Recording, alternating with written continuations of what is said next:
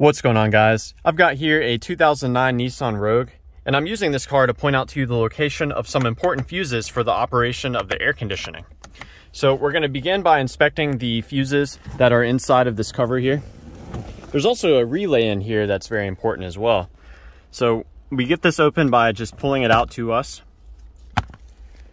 Now the first thing I want you to check out is this 10 amp fuse. The role of this fuse is to provide power to your HVAC control unit.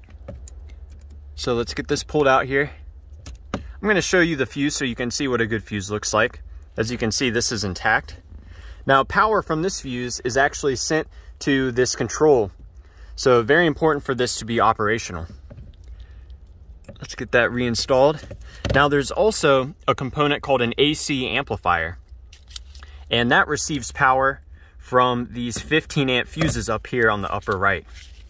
Those 15 amp fuses also provide power to your blower motor. So definitely check out these two fuses up here.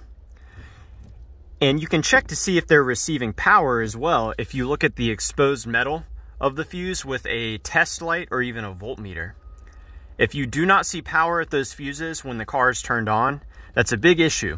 And there could be a problem with the blower motor relay here.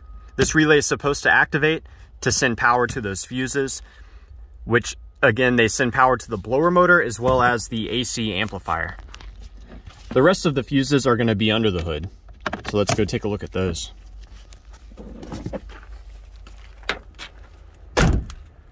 Now, when you turn the air conditioning on, the computer runs through a number of checks and decides whether or not to engage the AC relay, which will send power to the AC compressor.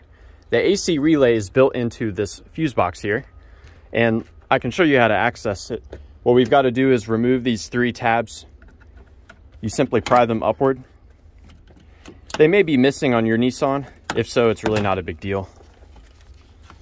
So we take these three out, set them aside. Now this whole air duct comes out. You should be able to just grab it and yank it out like so. And keep in mind, there's another air duct here that goes into the receiver on the bottom. Now let's get this opened up here. There are two tabs that we pry out, here and here.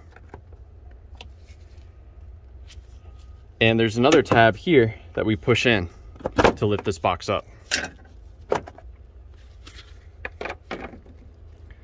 So with this removed, now's the time to check two fuses in this area, here and here. These fuses are necessary for the radiator cooling fans to work, which is very essential for the AC to be operable. There's also cooling fan relays here and here. Now, the AC relay is built into this assembly. Unfortunately, that relay is not serviceable, but I can show you the fuse that it sources power from. So we pry these four tabs open. This box is going to come out super easily because I've already had it out a number of times today.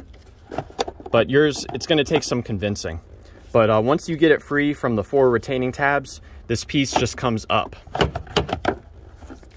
So now we've got it out. I'm going to rotate it around. And we can see here, the AC compressor fuse is a 10 amp fuse located right here. So the AC relay, which is built into this assembly, gets its power from this fuse here. So let's go ahead and yank that out. Again, I'm going to show you what a good fuse looks like. You can see this one is clean, not broken. So this begs the question, being that we cannot directly access the AC relay, how can we tell if it's working or not? It's a good question. So there are a number of things we can do. If you have an enhanced scan tool, you can actually command that AC relay to come on. And if you do that, you should see your AC clutch engage. So the AC compressor clutch is on the front of the AC compressor, which is way down here.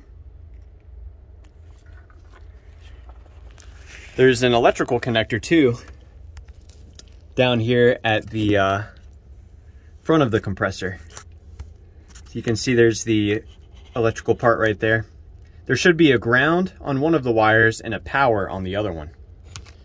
If the power is coming to the compressor, then we know our AC relay is working. If there's not power getting to the compressor, there can be a number of reasons why. It could be a failure of the AC relay, or it could be that your system is low on refrigerant. There are two ports here, a high side and a low side port. You can hook up gauges to these to measure where the pressure is at. And if you are low on Freon, you can add more refrigerant through this port here. Additionally, sometimes the AC will be disabled if there are certain engine problems severe enough. One of those problems is an engine misfire. So if your check engine light is on, you may want to look into that to see what's going on with that before you start to get too distracted with the particulars of your AC system.